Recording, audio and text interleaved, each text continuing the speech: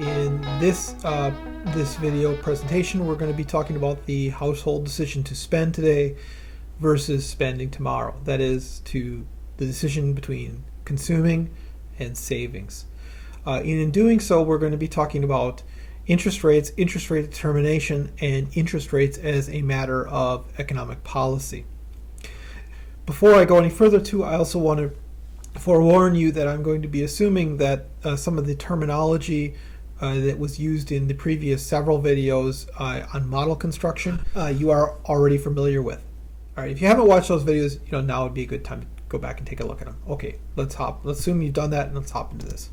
Okay, so what we want to think is we put ourselves in people's sort of thinking, and what goes into the decision to spend today versus spending tomorrow. Of course, I can buy things today, right, and enjoy them, use them, or I can not, right, and wait until the future. Of course, the benefit of spending today is you get to use what you just bought, right? So if I go out and buy some more guitars, which is, there you go, it's always a good thing to do, right? Buy more guitars. I get to play them right away, right? So that's a lot of fun. So that's, of course, the main benefit of spending today is the utility that you get from consumption, right? Consuming an item. But there's a cost to consuming today too, right? Of course, if I hang on to the cash, right, I could let somebody else use it, right? I could let somebody else go buy a guitar today, and ask them to pay me interest for using that money, right? And so that if I buy today, then I can express the cost of buying today as not just the money that I spend, right, but it's the interest that I forego as a result of using my money today. Now, of course, if I borrow the money to spend today, right, then that cost is even more obvious, because I'm going to be paying somebody else interest to use their money. So in either case, whether I use my own money to buy a thing, right, or I use somebody else's money, the rate of interest impacts the cost of my doing so. Another term that we should be familiar with is the idea of liquidity. Liquidity is the ease at which one asset can be converted into another asset. So we would say cash, for example, is very liquid because I can go and buy stuff with it very easily. But almost all assets, really all assets, have some degree of liquidity. For example, I could sell some of my guitars or trade them away for some other asset. But that's going to involve some time. There's going to be some work associated with that. It's not easy, right? And it's, for this reason, we say those assets are less liquid. My home, may be even, less liquid yet, right? All right, so this is what liquidity is. Cash is generally considered to be the most liquid asset. And if we're talking internationally, the US dollar is the most liquid asset because it's the biggest currency market. If I want liquidity, cash money, right, then I need to pay something today, right? So if I don't have it and I want it, I can get it, right? But I'm going to pay a rate of interest, right? Or if I have it and I don't want to use it, but somebody else wants to use it, they're going to pay me a rate of interest, right? So either way, the price of liquidity now is the rate of interest, okay? Now, of course, when you're borrowing money, right, you're promising to pay cash back in the future, right? So the price of liquidity today, the rate of interest, is expressed in terms of liquidity when? In the future, right?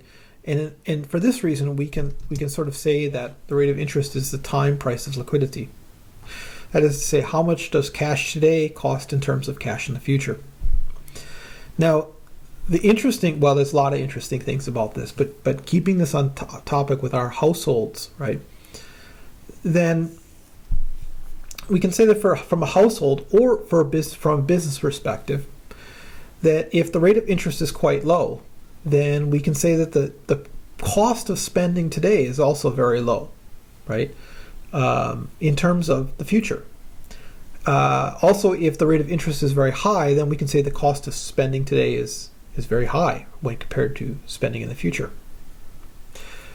Similarly, from a business perspective too, if interest rates are very low, then it doesn't really matter if I'm sitting on physical inventory, because I'm not really, the nominal resources that I don't have really wouldn't be making much money.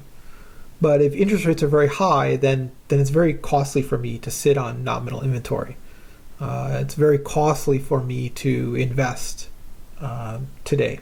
What this gets us, right, when we sort of take all these pieces and we kind of put them together, it's going to move me over there again, is that when the rate of interest is very low, right, what it tends to do is it moves economic activity into the present from the future, right, because of the change in costs. Okay. Whereas if interest rates are very high, what it tends to do is it tends to move spending off into the future, right, both in terms of households and also businesses. If, of course, we're moving economic activity into the present from the future, then we would expect it to boost incomes in the present time period. Okay, more spending by households, right? More spending by businesses means more jobs for people, right? And other forms of income as well. And indeed, that's the case, right? And conversely, higher interest rates, all things being equal, we would expect to lower incomes in the current time period. Can we build these ideas into our model a little bit? Sure. Okay.